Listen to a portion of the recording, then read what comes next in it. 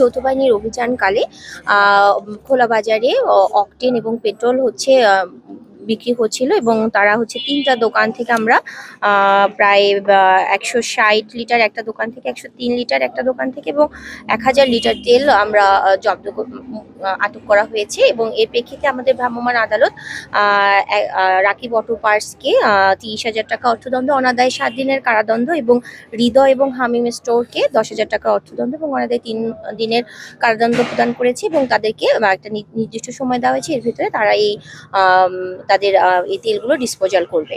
তো আমাদের নির্বাচনকালীন সময় যৌথ বাহিনীর অভিযান সবসময় চলমান থাকবে। যে কোনো ধরনের অন্যায় অনিয়মের ক্ষেত্রে আমাদের জিরো টলারেন্স থাকবে। মেসেজ হচ্ছে